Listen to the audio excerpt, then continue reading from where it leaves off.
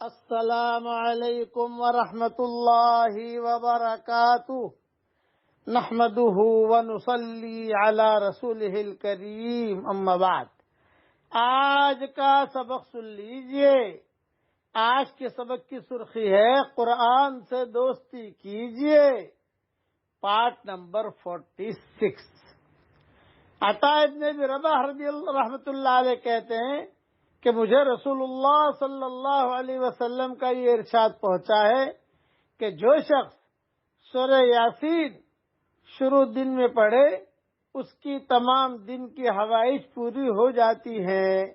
Number 2، ایک روایت میں وارد ہوا ہے کہ ہر چیز کے لیے ایک دل ہوا کرتا ہے، قرآن شریف کا دل سورہ یاسین ہے۔ جو شخص سورہ یاسین پڑھتا ہے حق تعالی شانہ اس کے لیے 10 قرآن کا ثواب لکھتے ہیں۔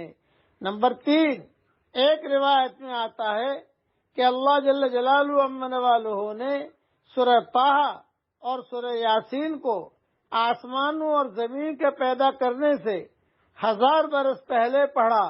جب فرشتوں نے سنا تو کہنے لگے خوشحالی ہے اس امت کے لیے جن پر یہ قرآن اتارا جائے گا، اور خوشحالی ہے ان دلوں کے لیے جو اس کو اٹھائیں گے یعنی یاد کریں گے، اور خوشحالی ہے ان زبانوں کے لیے جو اس کی تلاوت کریں گے۔ نمبر 4، ایک حدیث میں ہے کہ جو شخص سورہ یاسین کو صرف اللہ کی رضا کے واسطے پڑھے اس کے پہلے سب گناہ معاف ہو جاتے ہیں، پس اس سورت کو اپنے مردوں پر پڑھا کرو۔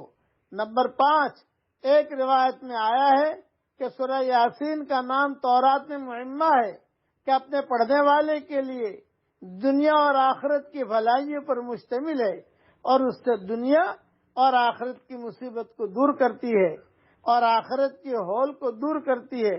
اس سورت کا نام رافعہ خافضہ بھی ہے، یعنی مومنوں کے رتبے بلند کرنے والی اور بے ایمانوں کے رتبوں کو پست کرنے والی۔ دوسرے بھی اس کے فضائل بہت ہیں، کل انشاءاللہ پڑھ لوں گا پارٹ نمبر 47 میں۔